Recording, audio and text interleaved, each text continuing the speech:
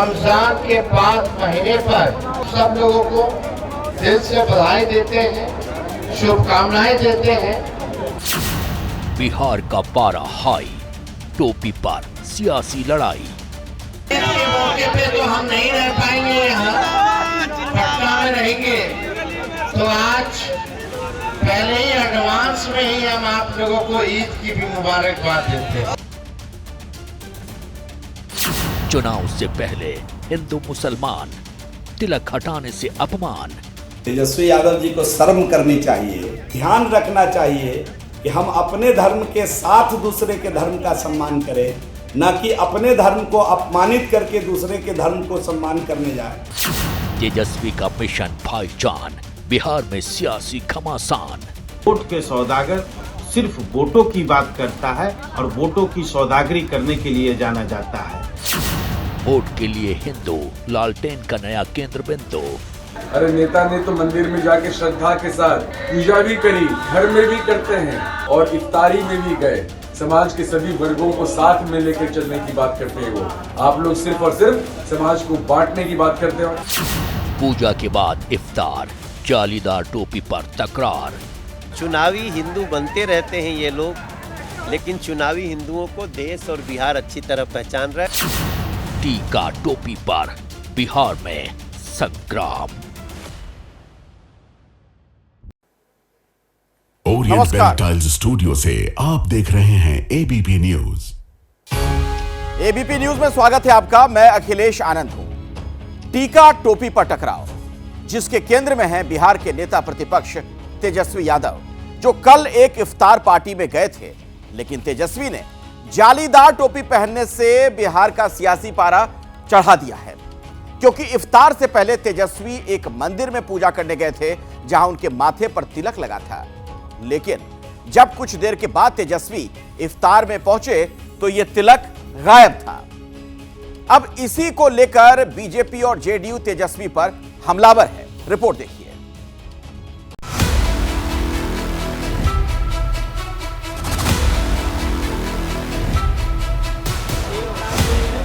अहिल्या स्थान में माता की पूजा, माथे पर तिलक।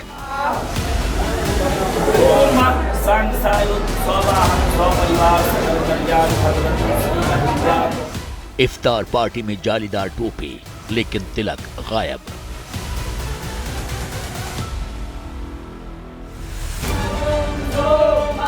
बिहार की सियासत इन दो तस्वीरों पर आकर ठहर गई है।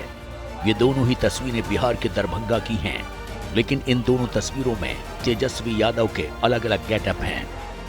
पहली तस्वीर में तेजस्वी यादव माथे पर तिलक लगाए मंदिर में पूजा कर रहे हैं। दूसरी तस्वीर में तेजस्वी इफ्तार पार्टी में टोपी पहने दिखाई दे रहे हैं।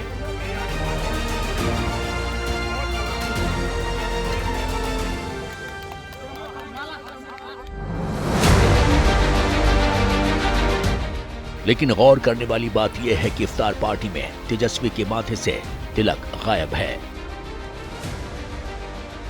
अब बीजेपी इन दोनों तस्वीरों को डिकोड कर तेजस्वी पर सियासी बाउंसर फेंक रही है। तो तिलक को मिटा करके टोपी लगाते हैं, जालीदार टोपी लगाते हैं। शर्म करनी चाहिए तेजस्वी यादव को। उधर बीजेपी को देख एक मोर्चा जेडीयू ने भी खोल दिया है। जेडीयू ने तेजस्वी को वोट का सौदागर बताया। तेजस्वी प्रसाद यादव जी, आप दरभंगा में पूजा करने जाते हैं और टीका भी लगाते हैं, लेकिन वहीं से चंद किलोमीटर की दूरी पर आप इफ्तार में जब शामिल होने जाते हैं तो आपके माथे से टीका गायब होता है और टोपी लगा लेते हैं। वोट के सौदागर सिर्फ वोटों की बात करता है और वोटों की सौदागरी करने के लिए जाना जाता है। बिहार की जनता बहुत होशियार है, बहुत समझदार है। ऐसे नेताओं को जो वोट की राजनीति करती है, खूब जानती है, खूब पहचानती है। दरअसल तेजस्वी यादव शुक्रवार को दरभंगा के दौरे पर थे, जहां उन्होंने पहले अहिल्या स्थान मंदिर में जाकर माता रानी के दर्शन किए, मंत्रोच्चार के साथ पूजा की। पूजा के दौरान तेजस्वी माथे पर तिलक और गले में धार्मिक गमछा डाले हुए थे। उन्हें खुद मंदिर के पुजारी ने तिलक लगाया। तेजस्वी यादव जी आए और अहिल्या स्थान के मुख्य पुजारी महंत कामेश्वर मिश्रा जी एवं उनकी पत्नी जो थी महिला पुजारी, उनके द्वारा हम लोग 5 ब्राह्मण मिलकर वैदिक उच्चारण वेदों के उच्चारण के साथ उनको पूजा करवाएं, मंगल कामना के लिए आशीष दिए और उन्होंने विधिवत भगवान श्री राम सहित अहिल्या माता सहित गौतम ऋषि का पूजा पाठ अर्चना किए, आराधना किए और वहाँ से फिर वो विदा हुए। लेकिन सियासत उस वक्त गर्मा गई जब थोड़ी ही देर बाद तेजस्वी बगल के गांव कुम्हरोली पहुंचे, जहां वो एक इफ्तार पार्टी में नजर आए।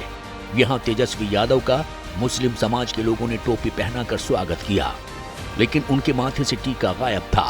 और जैसे ही इसकी तस्वीर सामने आई, बिहार की सियासत गर्माते देर नहीं लगी। रमजान के 5 महीने पर सब लोगों को दिल से बधाई देते हैं, शुभकामनाएं देते हैं।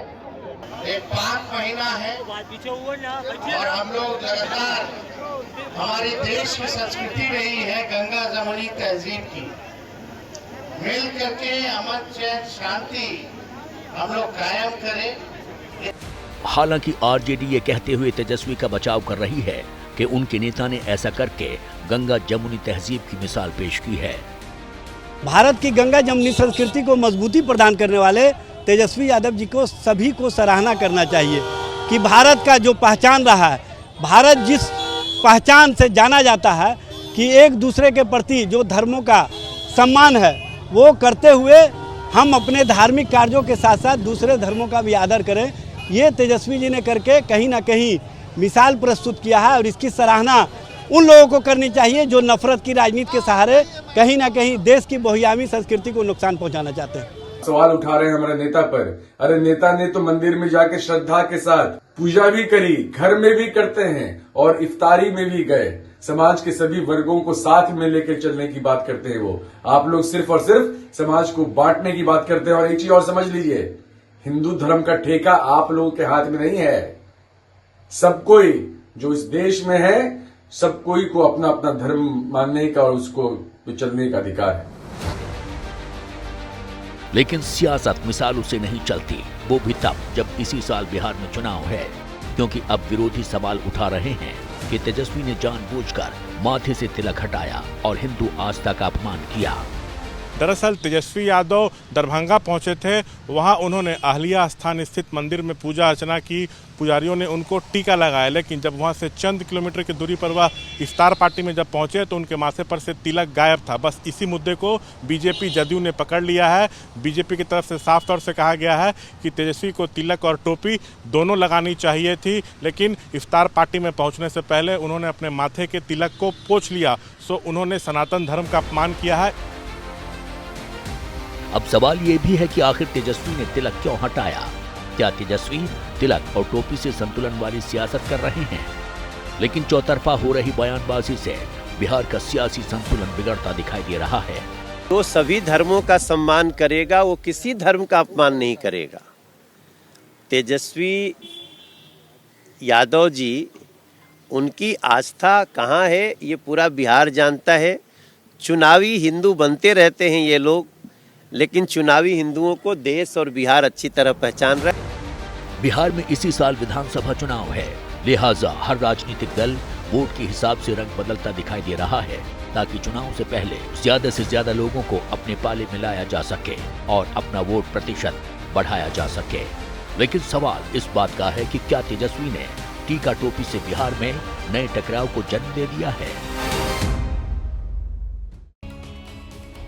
यहां चुनाव में अभी वक्त है। बिहार में साल के आखिर में विधानसभा चुनाव है, लेकिन सियासी तपिश बता रही है चुनावी तैयारी अभी से शुरू हो चुकी है। टीका टोपी पर शुरू हुए टकराव से बीजेपी ने बिहार में हिंदुत्व की पिच सेट करने में उसकी तैयारी शुरू कर दी है। तो तेजस्वी की नजर अपने MY समीकरण पर है।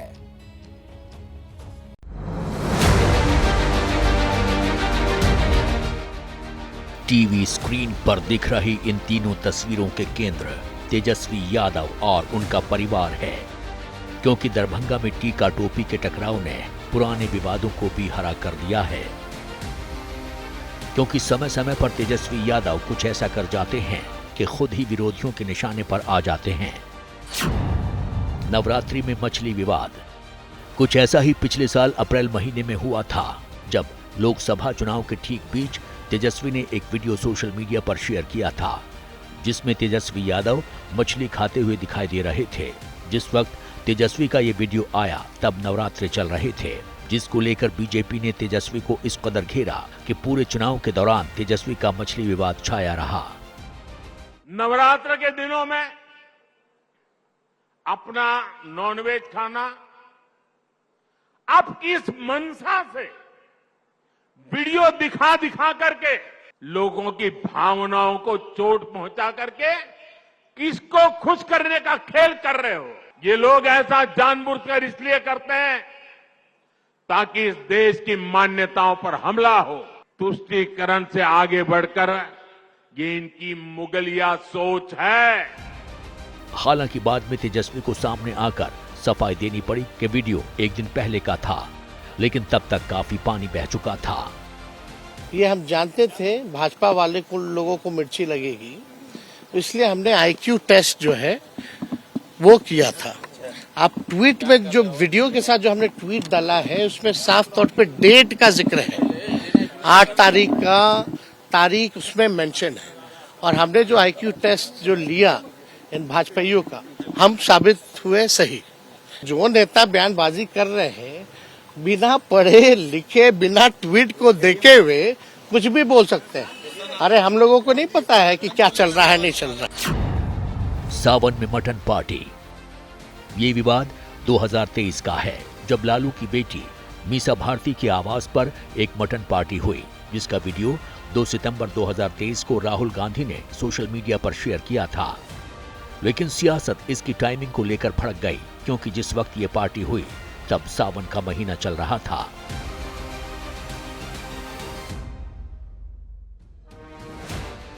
सावन को हिंदू धर्म में पवित्र माना जाता है, जिसमें नॉनवेज खाना ठीक नहीं माना जाता है।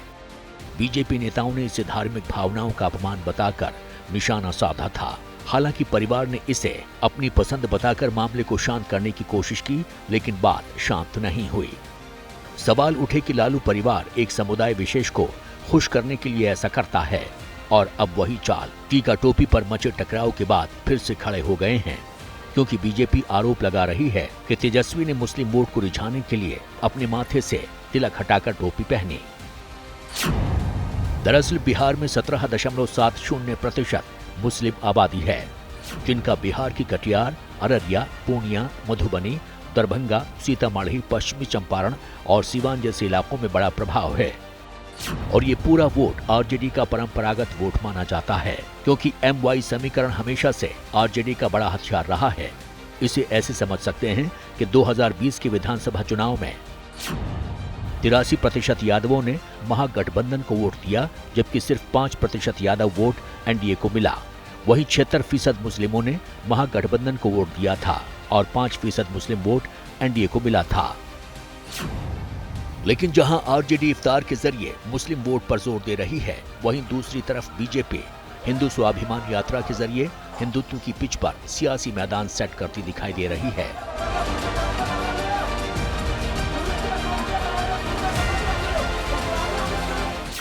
क्योंकि हाल ही में बागेश्वर धाम के पीठाधीश्वर धीरेन्द्र शास्त्री ने बिहार के गोपालगंज में 6 मार्च से 10 मार्च तक हनुमंत कथा की थी, जिसको लेकर खूब सियासी पारा गर्म हुआ था। वहीं संघ प्रमुख मोहन भागवत भी 5 दिन तक बिहार में रहे। इसके अलावा आर्ट ऑफ लिविंग वाले श्री श्री रविशंकर भी 5 दिन का बिहार दौरा कर चुके हैं। मतलब साफ और सीधा है, बिहार में चुनाव भले ही दूर हो, लेकिन सियासी संदेश अलग अलग मंचों से दिया जा रहा है। सब अपने अपने हित साधने में लगे हैं, लेकिन सवाल टीका टोपी पर शुरू हुए टकराव का है, और इस बात का भी कि क्या यादव मुस्लिम वोट के दम पर लालटेन बिहार में इस बार रफ्तार भर पाएगी, या फिर एनडीए की गाड़ी फिर से आगे निकल जाएगी। बिहार से अब आपको महाराष्ट्र लिए चलते हैं और बात करेंगे देवा भाऊ के बुलडोजर वाले इंसाफ की। नागपुर के दंगाइयों को लेकर महाराष्ट्र के सीएम देवेंद्र फडणवीस एक्शन में दिखाई दे रहे हैं। आज फडणवीस नागपुर पहुंचे थे, जहां पहले अफसरों से उन्होंने मीटिंग की और फिर यह कहकर दंगाइयों की टेंशन उन्होंने बढ़ा दी है, जिसने हिंसा की नुकसान की भरपाई उसी से की जाएगी और जरूरत पड़ी तो बुलडोजर वाला एक्शन भी होगा।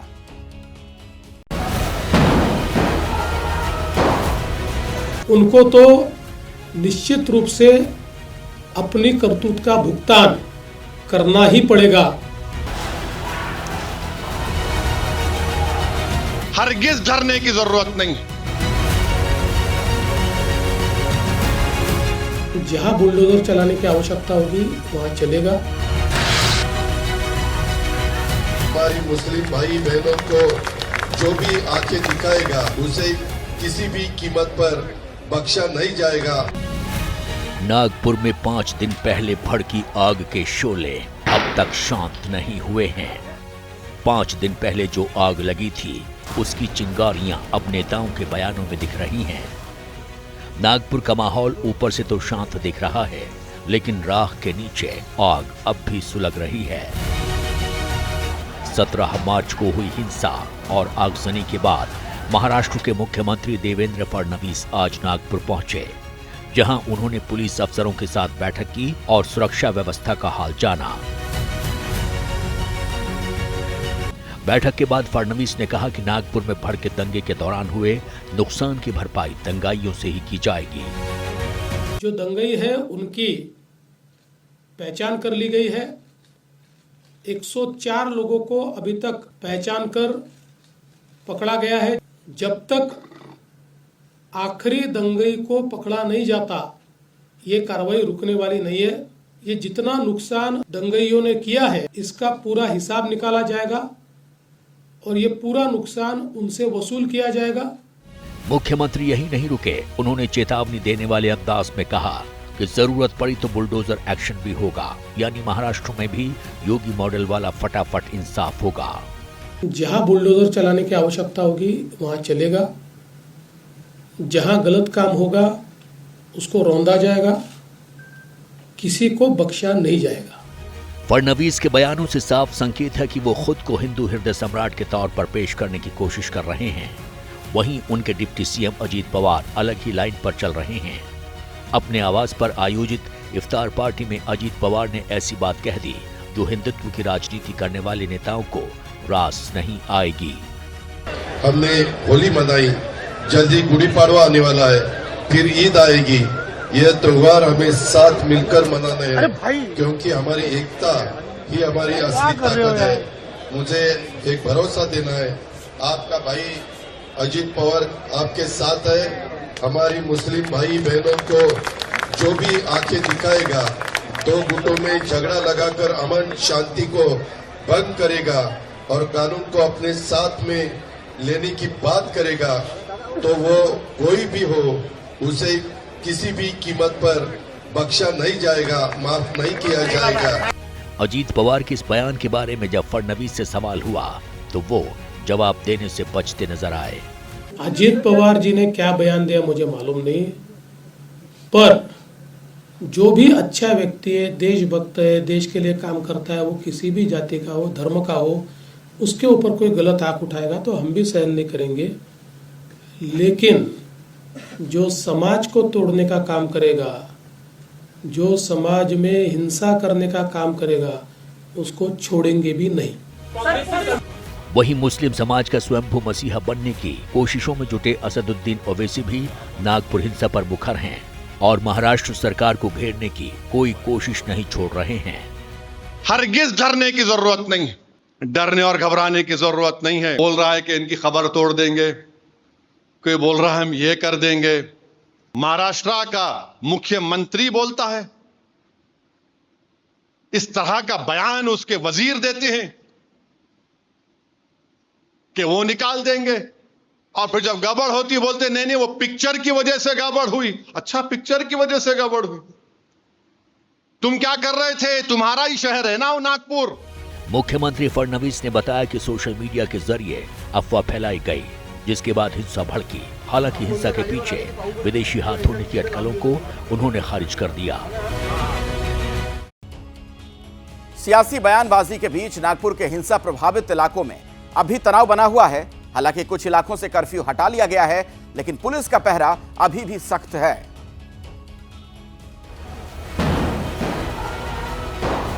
नागपुर में हुई हिंसा के बाद पुलिस का एक्शन जारी है। आरोपियों की पहचान और उनकी धरपकड़ का सिलसिला जारी है। ताजा अपडेट मिलने तक नागपुर हिंसा मामले में 104 आरोपियों को हिरासत में लिया जा चुका है, जिनमें 92 को गिरफ्तार कर लिया गया है। पकड़े गए आरोपियों में 12 नाबालिग भी हैं। पुलिस के मुताबिक सीसीटीवी फुटेज और मोबाइल वीडियोज की मदद से आरोपियों की पहचान की जा रही है। पकड़े गए लोगों में पथराव और आगजनी करने वाले आरोपियों के साथ सोशल मीडिया पर अफवाह फैलाने वाले आरोपी भी शामिल हैं। इस बीच पुलिस ने हिंसा के मुख्य आरोपी फहीम शमीम खान के करीबी और माइनॉरिटीज डेमोक्रेटिक पार्टी के कार्यकारी अध्यक्ष हमीद इंजीनियर को गिरफ्तार किया है। पुलिस का आरोप है कि हमीद इंजीनियर ने सोशल मीडिया के जरिए हिंसा की साजिश रची और लोगों को उकसाया। इस बीच नागपुर हिंसा में गंभीर रूप से जख्मी इरफान अंसारी की इलाज के दौरान मौत हो गई। जानकारी के मुताबिक 17 मार्च की रात इरफान पर तब हमला हुआ था जब वो रेलवे स्टेशन जा रहा था। जख्मी हालत में मिले इरफान को पुलिस ने अस्पताल में भर्ती करवाया था। डॉक्टर ने जानकारी दी, हमने पूरी कोशिश की है पर वो नहीं बच पाया। हमने पूरा ट्रीटमेंट दिए है पर वो नहीं बच पाया, तो डॉक्टर ने इसके लिए सॉरी कहा है हमसे। मैं यही चाहता हूँ उसके खिलाफ, इनके खिलाफ कड़ी से कड़ी एक्शन लिया जाए और कड़ी से कड़ी कार्रवाई की जाए। इनको सजा मिलना चाहिए। आगे किसी के साथ ऐसा हादसा ना हो। ये बहुत बुरा हादसा हुआ है मेरे भाई के साथ, ऐसा मैं नहीं चाहता किसी के भी साथ हो। नागपुर ऊपरी तौर पर तो शांत दिख रहा है, हिंसा प्रभावित इलाकों में भी शांति है, लेकिन एहतियात के तौर पर अब भी नागपुर के 9 थाना क्षेत्रों में कर्फ्यू लगा हुआ है। पुलिस की गाड़ियां और जवानों की चहलकदमी ही इन इलाकों की शांति भंग करती हैं। मुख्यमंत्री फडणवीस ने कहा कि सरकार उन लोगों की भी आर्थिक मदद करेगी जिनकी गाड़ियां या मकान दुकान आगजनी का शिकार हुए हैं। जिनकी गाड़ियों का नुकसान हुआ है, सरकार उनको मदद करने वाली है। जो भी हमारे नियम है उन नियमों में बैठाकर हम लोग निश्चित रूप से उनको मदद करेंगे। अगले 7 दिनों में ये मदद करने की हमारी कोशिश होगी। पुलिस की ओर से जारी आंकड़ों के मुताबिक 17 मार्च की आगजनी में एक मकान और 60 से अधिक गाड़ियों को नुकसान पहुंचा है। तो ये साफ कर दिया गया है कि नागपुर के दंगाइयों का मुकम्मल इलाज होगा। नोटों का पहाड़, चढ़ावा छप्पर फाड़। इतने नोट की गिनते गिनते इंसान थक गए। 1 दिन, 2 दिन, 3 दिन, 4 दिन, 5 दिन तक होती रही नोटों की गिनती। साथ में सोना चांदी भी इतना कि देखकर आंखें चौंधिया जाएं। संदूकों में भर भर कर पैसे लाए गए। करीब 150 लोग नोट गिनने में लगाए गए। कई सीसीटीवी कैमरों से गिनती की निगरानी की गई। तो सवाल है कि इतने सारे नोट कहां से आए और इतने सारे पैसे मिले किसे? आखिर कहां से आए ये बेहिसाब नोट और किसका भर गया खजाना? रिपोर्ट देखिए। हरे हरे नोट, नीले नीले नोट, जहां देखो वहां नोट ही नोट। 100 के नोट, 200 के नोट, 500 के नोट, तरह तरह के नोट। आपने नोटों से भरी तिजोरियां देखी होंगी, नोटों से भरे ब्रीफकेस और संदूक देखे होंगे, नोटों से भरी अलमारियां भी देखी होंगी, लेकिन क्या रंग बिरंगे नोटों का ऐसा पहाड़ देखा है? चारों तरफ लगा नोटों का ये ढेर देखकर किसी की भी आंखें फटी की फटी रह जाएं। एक साथ इतने सारे नोट देखकर कोई भी चक्कर में आ जाए। लेकिन यहाँ नोटों के ढेर पर बैठे ये लोग चुपचाप बड़े आराम से सिर्फ नोट गिने जा रहे हैं। आखिर माजरा क्या है? नोटों के ढेर पर बैठे इन खाकी वर्दी वालों को देखकर आप सोच रहे होंगे कि कहीं ये नोट किसी छापे में तो बरामद नहीं हुए। देखिए, यहाँ 3 पुलिस वाले नोटों के ढेर पर बैठे हैं। एक पुलिस वाला नोटों के ढेर के ठीक बगल में खड़ा है। शर्ट पहने एक अफसरनुमा शख्स टेबल पर बैठा है। हो सकता है पुलिस के माल खाने तक पहुंचने से पहले इन बेहिसाब नोटों की काउंटिंग चल रही हो, लेकिन ऐसा बिल्कुल नहीं है। गौर से देखिए, नोटों के इस ढेर में सिर्फ 100, 200 या 500 के नोट नहीं हैं, बल्कि 10, 20 और 50 रुपए के भी अनगिनत नोट हैं। यहाँ नोटों का कोई बंडल नहीं है, बल्कि सारे नोट बेतरतीब तरीके से बिखरे हुए हैं। मतलब साफ है, ये नोट न तो काला धन है और न ही किसी छापे में बरामद हुए हैं। ये तो लाखों करोड़ों लोगों की आस्था और श्रद्धा का प्रतीक है, जो भगवान के दरबार में सिर्फ चढ़ावे के रूप में आया है। जी हाँ, ये भगवान का दरबार है, जहाँ भक्तों का मेला लगता है, और उन्हीं भक्तों से मिले दान ने इस मंदिर में नोटों का एक पहाड़ खड़ा कर दिया है। एक ऐसा पहाड़ जिसे गिनते गिनते इंसान तो क्या, मशीनें भी थक जाएं। जानकर हैरान होंगे, पर इन बेहिसाब नोटों की गिनती 1-2 दिन नहीं बल्कि पूरे 5 दिन तक होती रही। तब कहीं जाकर ये पता लग सका कि नोटों का ये पहाड़ कितना बड़ा है।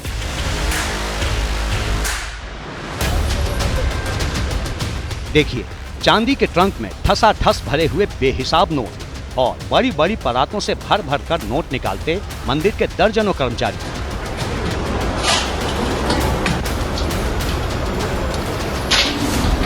कुछ लोग परातों में भरकर नोट निकाल रहे हैं और कुछ लोग कंधे पर परात रखकर नोट ले जा रहे हैं। ऐसा लग रहा है जैसे कुबेर का खजाना है जो कितना भी निकालो पर खत्म ही नहीं होता।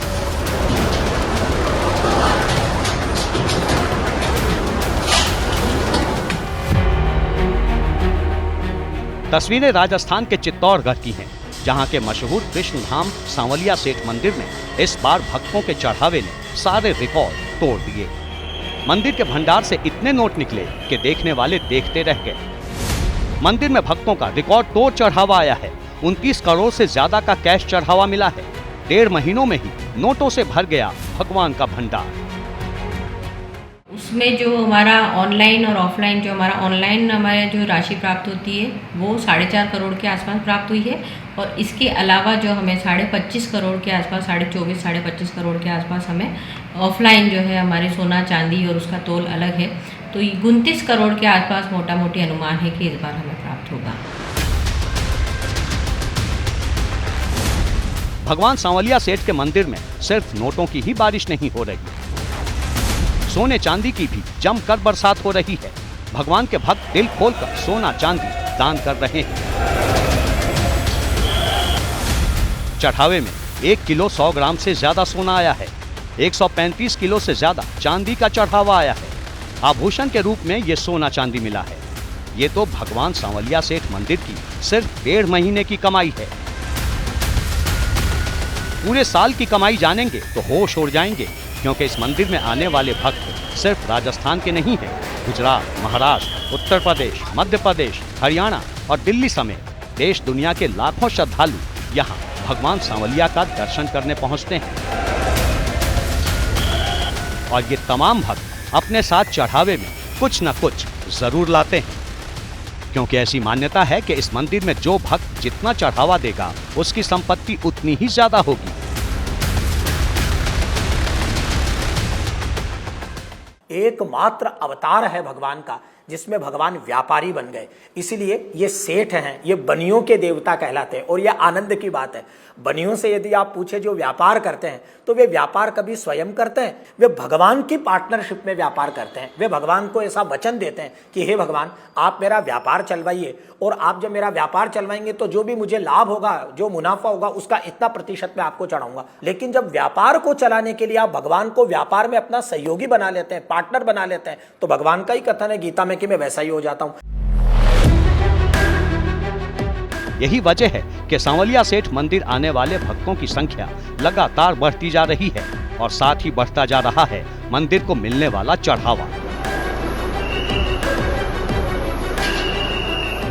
इस बार तो मंदिर में चढ़ावे के रूप में इतनी संपत्ति आई कि उनका हिसाब लगाने में ही 5 दिन लग गए। पहले चरण में 7 करोड़ 55 लाख नोटों की गिनती हुई। दूसरे चरण में 4 करोड़ 97 लाख के नोट गिने गए। तीसरे चरण में 4 करोड़ 72 लाख, चौथे में 4 करोड़ 75 लाख और पांचवें और अंतिम चरण में 2 करोड़ 45 लाख के नोट गिने गए। करीब 24 करोड़ 44 लाख के ये नोट तो सिर्फ वो कैश हैं जो सांवलिया सेठ मंदिर के भंडार से निकले। इसके अलावा भेंट कक्ष और भंडार दान पेटी से भी करोड़ों के कैश और सोना चांदी के आभूषण मिले हैं। भेंट कक्ष और ऑनलाइन चढ़ावे में 4 करोड़ 65 लाख रुपए कैश मिले। भंडार दान पेटी से 350 ग्राम सोना और 67 किलो चांदी मिली। भेंट कक्ष कार्यालय से 783 ग्राम सोना और 68 किलो चांदी मिली। चांदी के आइटम तो आप देखेंगे तो चांदी का जैसे कलम है, वो यहाँ पर डॉक्टर है कोई तो इंजेक्शन, वो भी चांदी का बना के जो भंडार यहाँ पर खुलता है। अफीम भी यहाँ पर जो है वो श्रद्धा के रूप में यहाँ पर चढ़ाते हैं, तो उसका जो वो होती है उसको भी जो फूल होता है, मतलब जो कहते हैं ना कॉपी जब आती है, डोडा जिसे कहते हैं, उसको भी चांदी की फॉर्म में बना के और उसको यहाँ पर चढ़ाने का चलन है। चांदी की एक रथ आया था धनतेरस पे। बता दें कि सांवलिया सेठ मंदिर का भंडार हर महीने कृष्ण पक्ष की चतुर्दशी को खोला जाता है और पूरे महीने मिले चढ़ावे का हिसाब किताब होता है। लेकिन इस बार होली के कारण ठाकुर जी का भंडार करीब 1.5 महीने बाद खोला गया। 13 मार्च को नोटों की पहली गिनती हुई। शुक्रवार, शनिवार और रविवार को छुट्टी के चलते गिनती बंद रही। 17 मार्च से चढ़ावे की गिनती फिर शुरू हुई। 20 मार्च को नोटों की गिनती पूरी हुई। अब आप सोच रहे होंगे कि जहां इतने सारे नोट बिखरे पड़े हों, जहां इतने सारे लोग नोट गिनने में लगे हों, वहां इस बात की क्या गारंटी कि गिनती के दौरान कोई हेरा फेरी न हो। जहां इतना ज्यादा चढ़ावा आता हो, वहां चोरी का भी खतरा हो सकता है। आखिर इतने पैसे देखकर किसी का भी ईमान डोल सकता है। ऐसा हो सकता है, लेकिन ऐसी कोई गड़बड़ी ना हो, इसके लिए भी मंदिर परिसर में बेहद खास बंदोबस्त हैं। देखिए, जहां नोटों की गिनती चल रही है, वहां न सिर्फ पुलिस मौजूद है, बल्कि कई कैमरे भी तैनात हैं। देखिए, एक कैमरा नोटों के इस ढेर के किनारे पर लगा है, जिसके जरिए नोटों की गिनती की वीडियो रिकॉर्डिंग हो रही है। दूसरा सीसीटीवी कैमरा टेबल पर बैठे शख्स के पीछे दीवार पर लगा है। इसी तरह मंदिर के अंदर बने इस बैरिकेड की दूसरी तरफ भी कई लोग नोटों का ढेर गिनने में लगे हैं। वहां भी पीछे की दीवारों पर कई सीसीटीवी कैमरे लगे हैं। अब दूसरी तस्वीर देखिए, जहां बड़े बड़े ट्रंक से नोट निकाले जा रहे हैं। वहां भी एक एक हरकत इन कैमरों में रिकॉर्ड हो रही है। भंडार खुलने के लिए अलग से हमने कैमरास भी अभी बढ़ाए हैं, ताकि उस पे जो प्रॉपर उसकी मॉनिटरिंग हो सके। इसके अलावा भी जैसे कुछ चेन स्नैचिंग की ऐसी कुछ घटनाएं भी होती, तो पुलिस को भी कभी कभी सीसीटीवी फुटेज हमें चाहिए। तो इस चीजों को ध्यान में रखते हुए और भी टेक्निकली हम इसे और कैसे साउंड कर सकते हैं, उस दिशा में भी हम काम कर रहे हैं। बाकी अभी सीसीटीवी की अच्छी व्यवस्था है। जाहिर है, जहां इतना बड़ा खजाना होगा, इतने सारे नोट होंगे, सोना चांदी की ज्वेलरी होगी, वहां सावधानी तो बरतनी ही होगी। खासकर सांवलिया सेठ मंदिर में दिन दुनी और रात चौगुनी बढ़ते खजाने को देखते हुए ये एहतियात और भी जरूरी है। पिछले 1 साल में चढ़ावे से होने वाली इस कमाई पर नजर डालिए। मार्च 2024 में सांवलिया सेठ मंदिर में 17 करोड़ का कैश चढ़ावा आया। जुलाई 2024 में 20 करोड़ का, दिसंबर 2024 में 23 करोड़ का और मार्च 2025 में 29 करोड़ का कैश चढ़ावा मिला। कैश चढ़ावे के अलावा अगर मंदिर को दान में मिले सोना चांदी का भी हिसाब जोड़ दें, तो 1 साल में ही मंदिर की कमाई करीब करीब दोगुनी हो गई है। अगर इसी रफ्तार से मंदिर का चढ़ावा बढ़ता रहा, तो अंदाजा लगाइए कि अगले कुछ सालों में मंदिर की कमाई कितनी हो जाएगी। अब सवाल है कि सांवलिया मंदिर को मिलने वाले अरबों खरबों के इस चढ़ावे का होता क्या है। मंदिर प्रशासन का दावा है कि दान में मिले पैसों से मंदिर से जुड़े विकास कार्य किए जाते हैं, धार्मिक कार्यक्रमों का आयोजन होता है, आसपास के 16 गांवों में विकास कार्य किए जाते हैं। 275 करोड़ का विकास कार्य अभी जारी है। अब सांवलिया मंदिर के बारे में वो बातें भी जान लीजिए जो इसे इतना खास बनाता है। दिल्ली से करीब 600 किलोमीटर दूर है राजस्थान का चित्तौड़गढ़ और चित्तौड़गढ़ शहर से करीब 34 किलोमीटर के फासले पर है कृष्णधाम सांवलिया सेठ मंदिर, जिसका इतिहास करीब 200 साल पुराना है। मंडफिया गांव में बने इस मंदिर को खास बनाती है सेठ सांवलिया जी की काले रंग की वो मूर्ति, जो भगवान कृष्ण के सांवले रंग की प्रतीक है। भगवान कृष्ण के इस मनमोहक रूप को देखने यहाँ सालों भर श्रद्धालुओं और सैलानियों का तांता लगा रहता है। हम लोग जानते हैं शाम का मतलब होता है सांवला। सांवला कोई फिर ब्रज भाषा में सांवरा और सांवरा से सांवरिया। और ये जो सेठ शब्द है, यह सेठ शब्द संस्कृत भाषा के मूल श्रेष्ठ शब्द से बना हुआ है। श्रेष्ठ शब्द का मतलब होता है श्रेष्ठी। श्रेष्ठी मतलब श्रेष्ठ जो व्यापार करता है। सांवरिया सेठ जहां असंख्य श्रद्धालु मंडफिया में चित्तौड़गढ़ में पहुंचते हैं, आज भी उस मंदिर का मैं जितना समझता हूं, जितनी मेरी समझ है, पूरे देश में कोई सानी नहीं है।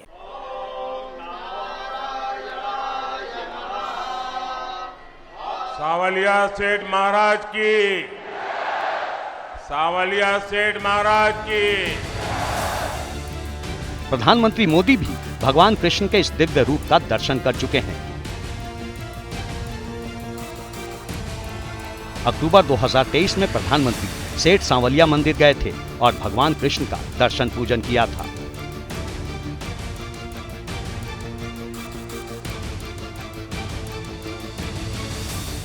अक्षरधाम मंदिर की तर्ज पर बने सांवलिया सेठ मंदिर की वास्तुकला प्राचीन हिंदू मंदिरों जैसी है।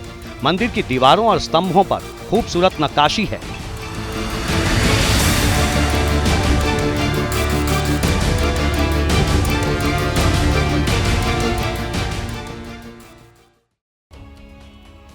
सांवलिया सेठ मंदिर को कुछ ही दिनों में 30 करोड़ रुपए का चढ़ावा मिला। हमारे देश में ऐसे कई मंदिर हैं जिनका चढ़ावा देखकर आप हैरान रह जाएंगे। अशोका यूनिवर्सिटी की 2020-21 की एक रिपोर्ट के मुताबिक एक साल में भारत के धार्मिक संगठनों को 16,500 करोड़ रुपए से अधिक का दान या चढ़ावा मिला था। अलग अलग मीडिया रिपोर्ट्स की मदद से हमने आपके लिए बाकायदा एक ग्राफिक्स तैयार किया है, जिसके जरिए हम आपको ये दिखाएंगे कि किस मंदिर को हर साल कितना दान या चढ़ावा मिलता है।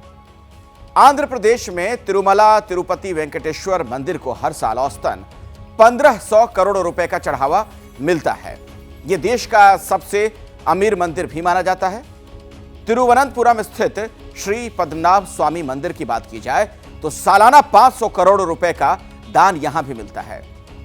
इसी तरीके से जम्मू कश्मीर के कटरा में स्थित वैष्णो देवी मंदिर में हर साल भक्त 500 करोड़ रुपए का दान अर्पण करते हैं। सिखों के सबसे सम्मानित और विश्व प्रसिद्ध अमृतसर के स्वर्ण मंदिर को हर साल 500 करोड़ रुपए का दान मिलता है। इसके अलावा महाराष्ट्र के शिरडी में साईं बाबा मंदिर की बात की जाए तो हर साल 400 करोड़ रुपए का चढ़ावा यहां भी चढ़ता है, जबकि मुंबई में सिद्धि विनायक मंदिर को हर साल 125 करोड़ रुपए का चढ़ावा मिलता है। उधर उज्जैन स्थित महाकाल मंदिर की अगर बात करें तो महाकाल मंदिर को सालाना 100 करोड़ रुपए और वाराणसी स्थित काशी विश्वनाथ मंदिर को हर साल 100 करोड़ रुपए का दान मिलता है।